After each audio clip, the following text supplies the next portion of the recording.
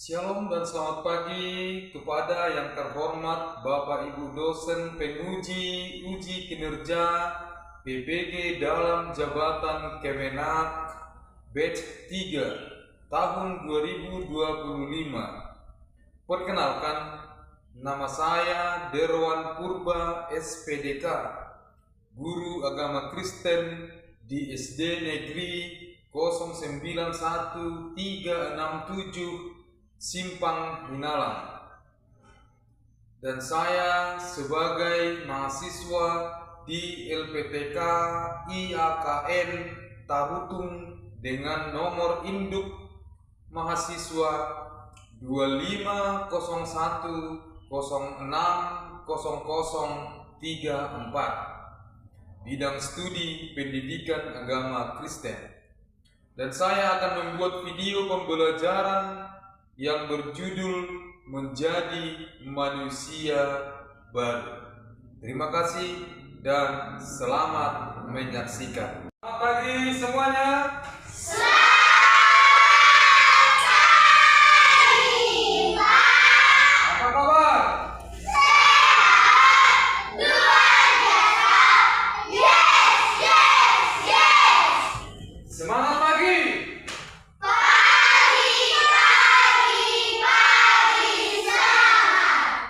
Semua sudah sarapan ini?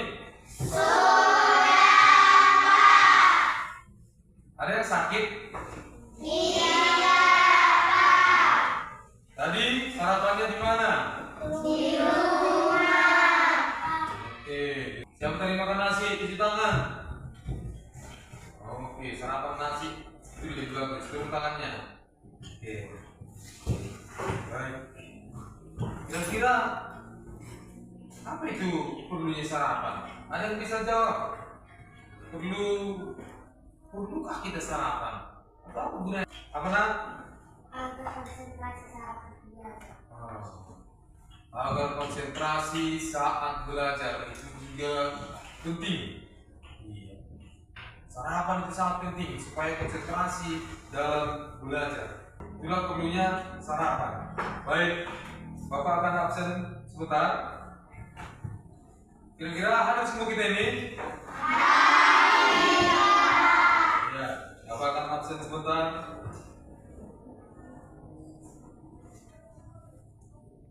Agatha Kohando Pasaribu. Ada, Pak. Sahabat Wani Lingga. Pak. Jilpia Gratia. Ada, Pak. Nur Venesia Borusaragi. Ada, Pak. Fanta Francisca Salagi. Ada, Pak. Oh, situ dia. Oke. Kirtono Hotmartua, halo. Ada, Pak. Oke. Roma Octaviani Tambah. Ada, Pak. Oke. Iya. Terima kasih. Tepuk tangan untuk kita semua. Tepuk tangan buat kehadirannya.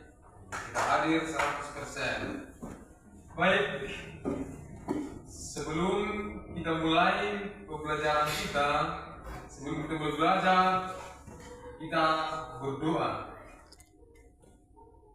dan bernyanyi.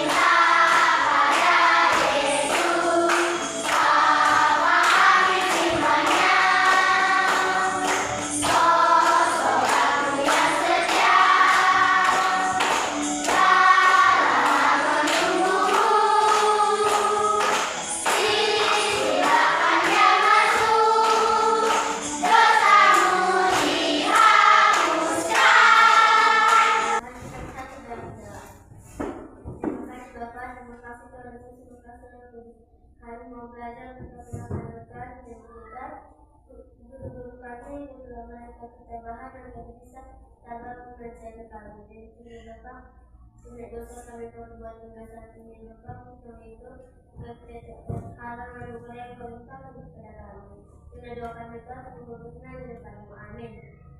Baik, terima kasih. Ya, anak didik kami, apa itu dosa? Selamat. Dosa itu adalah kesalahan. Iya. Apa aja itu kesalahan? Apa aja itu dosa? Ayo. Mencuri. Kemudian berbohong. Ada lagi? Membuli. Ada lagi? Mengejek teman. Ada lagi? Berantem, berkelahi. Nah, ada lagi? Bunuh. Tapi bukan membunuh belalang, tetapi membunuh sesama. Itu adalah dosa. Iya, bagus. Biasanya yang melakukan dosa itu sering disebut orang-orang yang jahat. Apa yang menjadi tujuan pembelajaran kita pada hari ini? Iya. Yang pertama, menuliskan pengertian manusia baru. Kedua, mendaftarkan perbedaan manusia baru dan manusia lama. Kira-kira manusia baru, ada yang tahu kira-kira ahli kami manusia baru itu apa? Ada? Coba cuci tangan. Coba nah.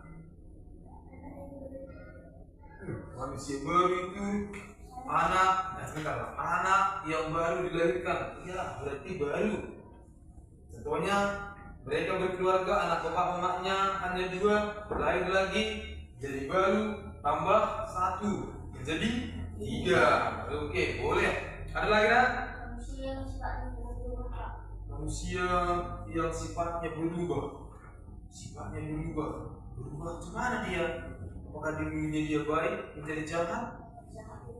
Oh, dari dunia yang jahat katanya menjadi baik. Dari dulunya dia suka mencuri, jadi tidak bertobat. Apa itu bertobat? Cuma berubah menjadi baik. Yang dulunya dia jahat menjadi baik. Yo, itu tadi yang kita bahas ya. Tadi dulunya dia suka mencuri, sekarang tidak lagi. Dulunya suka dia berbohong, membohongi orang tuanya, sekarang tidak lagi. Iya, begitu dia. Ya, terima kasih buat jawabannya. Dari jawaban-jawaban anak didik kami tadi, mari kita lihat, mari kita perhatikan apa yang dimaksud dengan manusia baru itu. Semua bisa baca di depan?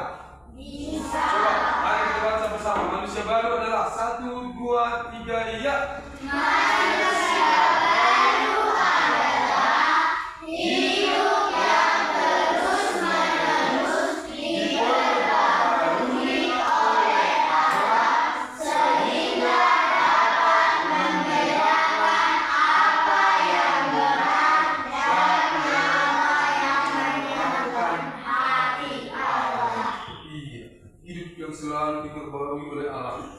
Begitu dia. Namanya berbarui sedikit-sedikit. Yang dulunya dia selalu marah-marah, sedikit-sedikit agak mulai lembut. Yang dulunya selalu dia kalau melihat temannya yang baru selalu mau begitu. Apa dia nggak lihat itu? Bisa menikah itu, harus mengaku itu.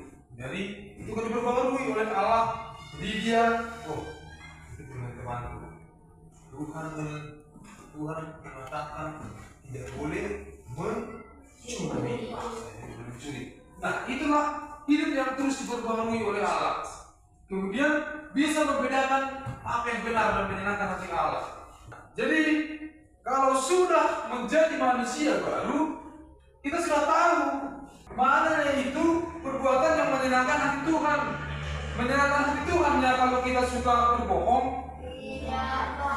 Mak, kami besok di sekolah membeli bebas, harganya 5.000. Oke, nah, baru datang lagi dia, mak, besok kami di sekolah membeli penggaris. Wah, dikasih lagi, karena dia tahu bahasa Inggris kan, bilangnya, mak, besok kami di sekolah suruh guru beli ruler. Itu ruler bahasa Inggris penggaris gitu.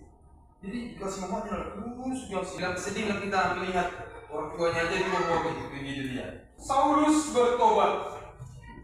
Itu kita bisa baca dalam Kisah Para Rasul 9 ayat 1 sampai 19. Iya. Kita sudah berbicara mengenai manusia baru. Hidup sebagai manusia baru. Nah, di dalam Kisah Para Rasul 9 ayat 1 sampai 19 ini diceritakan bagaimana kehidupan si Saulus. Coba mari kita baca dulu di ayat yang pertama. Sementara itu berkobar-kobar hati Saulus untuk mengancam dan membunuh murid-murid Tuhan. Ia menghadap imam besar. Jadi begitu. Si Saulus ini dia benci sama orang-orang yang percaya sama Tuhan. Dia benci. Asal dia lihat orang Kristen, lalu dia tangkap, dia siksa sampai dia bunuh. Tetapi dia tidak dimarahi pemerintah. Nah, di sini dikatakan di ayat yang pertama itu ia menghadap imam besar. Ayat minta surat jalan. Ada nanti orang Kristen jumpanya di Damsyik itu, dia akan siksa dan dibunuh. Dan itu tidak boleh dimarahi dia, tidak boleh dilarang orang, karena sudah ada suratnya, sudah izinnya dari imam besar. Saulus, waktu dia berjalan menuju ke Damsyik, dia menaiki seekor kuda, menunggang seekor kuda. Di perjalanan menuju Damsyik, tiba-tiba ada cahaya dari langit. Langsung dia terfokus ke si Saulus dan kudanya. Tiba-tiba kudanya pun jatuh, si Saulus pun terjatuh. Apa yang terjadi setelah itu? Setelah kena sinar itu, si Saulus melihat jatuh dia. Kemudian Saulus buta. Apa itu buta? Tidak bisa melihat. Jadi si Saulus itu buta selama 3 hari 3 malam.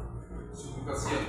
Coba dulunya yang dia biasa jalan-jalan kemanapun, dia suka mau menghajar orang pun dia suka-sukanya bebas, dia bisa melihat. Tiba-tiba selama 3 hari 3 malam dia buta.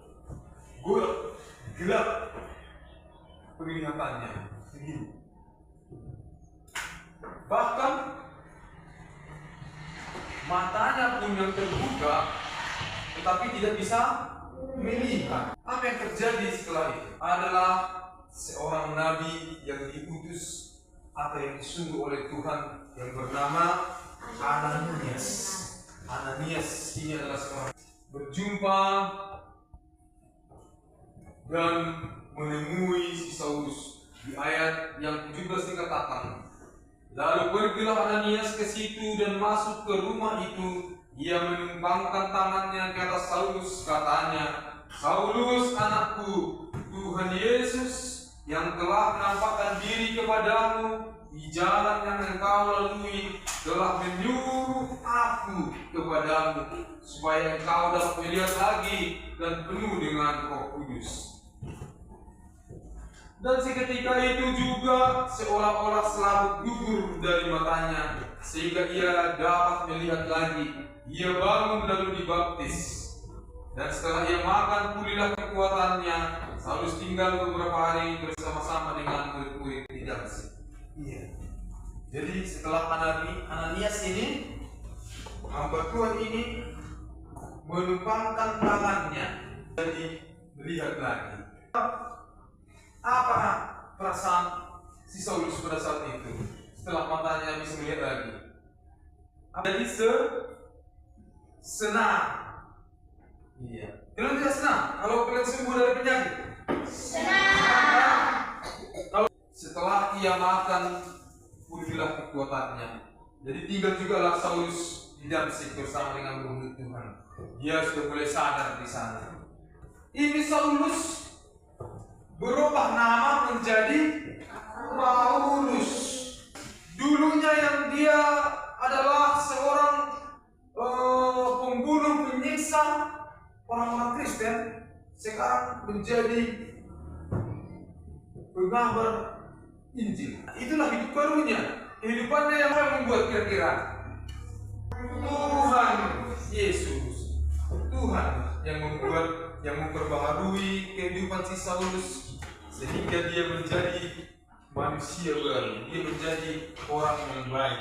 Nah, Bapak akan bikin satu media supaya kita tahu, supaya kita bisa melihat bagaimana pengorbanan Tuhan Yesus untuk memulihkan orang-orang yang dulunya jahat menjadi baik kembali. Iya, ini diibaratkan manusia yang belum berdosa, atau inilah manusia yang belum berdosa. Kemudian datanglah dosa dan bohong itu kan dosa. Datang iblis dikasih sedikit, itu bohong, itu salah. Nah, kemudian datang lagi, ada lagi dia mencuri lagi, dia mencuri udah mulai perwartakan, mulai berdosa. Banyak perbuatan kita, semakin banyak, semakin banyak. Ya, inilah kehidupan kita. Kita menjadi berdosa, tidak lagi bersih. Hidup kita ini sudah dipenuhi oleh dosa. Kehidupan kita tidak semurni lagi tadi. Kemudian datanglah Tuhan Yesus untuk menebus dosa-dosa manusia. Datanglah Tuhan Yesus akan membuat hidup kita menjadi baru lagi. Masuklah Tuhan Yesus dalam kehidupan kita. Dia akan menjadi putih kembali. Kita lihat. Nah, jadi bersih. Nah, inilah dia kehidupan kita yang sudah dipenuhi oleh firman Tuhan. Hidup kita yang sudah menerima Tuhan Yesus. Iya. Ini tadi kehidupan dosa kita, datang Tuhan Yesus menyucikan kita, dia akan menjadi putih lagi kita, akan menjadi bersih kembali. Jadi kita akan menjadi anak-anak Tuhan, sehingga Tuhan juga berkenan kepada kita. Ya, begitu dia. Apa yang menjadi kesimpulan? Kisah Saulus dapat kalian jadikan contoh untuk memahami tentang arti manusia baru. Saulus yang dulunya dia adalah karakter orang yang jahat, adalah orang-orang yang sering membunuh orang Kristen. Sekarang dia menjadi orang yang baru, orang yang baik, orang yang sudah diproses oleh Tuhan, orang yang sudah dibaharui oleh Tuhan, sehingga dirinya menjadi orang yang baik. Ia menerima untuk dibaptis oleh Ananias. Apa yang menjadi refleksi atau yang bisa kita ingat-ingat dalam kehidupan kita? Pertama, Allah menghendaki kalian hidup dalam kekudusan dan kebenaran. Hidup Allah ingin agar pikiran, perkataan, dan tindakan kita mencerminkan ciri-ciri manusia baru. Iya, lakukanlah perbuatan-perbuatan yang Tuhan inginkan. Lakukanlah perbuatan-perbuatan yang baik dan benar. Ketiga, maka kalian membuka diri dibaharui oleh Allah dengan meninggalkan sifat-sifat buruk manusia lama dan membaharui diri menjadi manusia baru. Siapa mau meninggalkan perbuatan-perbuatan lama? Kita harus mau meninggalkan perbuatan-perbuatan yang lama. Ayat hafalan 3 ya.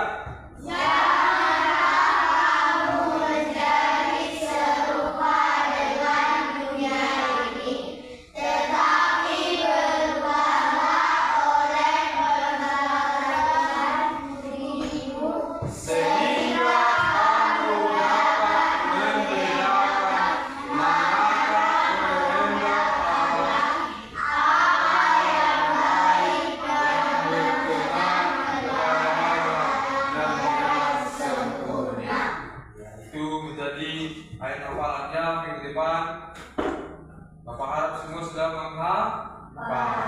Oke, kita akan masuk ke dalam lembar kerja. Kita bagi menjadi 3 kelompok. 1 kelompok, 2 kelompok, 3 kelompok. Iya. Ini mana kitabnya? Kalau ada yang kurang jelas boleh ditanya. Sudah siap? Semua sudah siap? Dua orang dari kelompok 3 maju ke depan untuk membacakannya. Menolong orang berbicara dengan sopan. Buruk, sifat-sifat buruk apa aja itu? Iri hati, jahat, pemalas, tidak kelihatan, berbohong. Sifat atau karakter baik, rendah. Baik, tepuk tangan buat kelompok 1. Semua bagus, tepuk tangan buat kelompok 2. Ayo nak, ini nak. Ciri-ciri manusia lama: mencuri, berbohong, melawan orang tua, suka melihat Tuhan, pemalas. Ciri-ciri manusia baru: memiliki kasih, kesabaran, kemurahan, kerendahan hati, kesabaran. Sifat atau karakter baik: iri hati, sombong, pemalas, nakal, kasar. Sifat atau karakter baik: rendah hati, rajin, baik, lemah lembut, sabar. Kita buat kelompok 3. Ya, silakan dulu. Bagaimana ciri-ciri manusia baru tadi? Menolong orang. Percaya kepada Tuhan. Iya. Bicara dengan kerendahan hati. Sabar. Bagus. Tepuk semangat.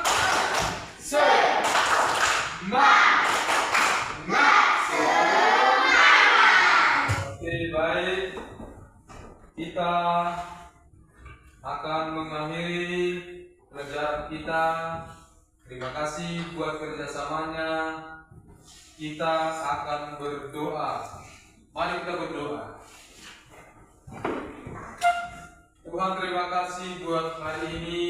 Terima kasih buat berkat-Mu kepada kami, hingga kami bisa menyelesaikan pelajaran kami hari ini ya Tuhan dengan baik. Ajari kami Tuhan untuk kami bisa meninggalkan sifat-sifat yang lama dalam hidup kami. Ajari kami Tuhan untuk kami tidak hidup dalam lingkungan dosa ya Tuhan. Kami akan menjadi manusia baru. Bimbing kami untuk selalu menjadi anak-anak-Mu ya Tuhan. Berikan Roh Kudus Tuhan untuk kami bisa menjadi yang seperti Tuhan mau. Ampuni dosa kami Tuhan, agar kami layak disebut anak-anak Tuhan. Dalam nama Yesus Kristus anak-Mu, kami berdoa dan mengucap syukur. Sama-sama kita katakan amin. Amin.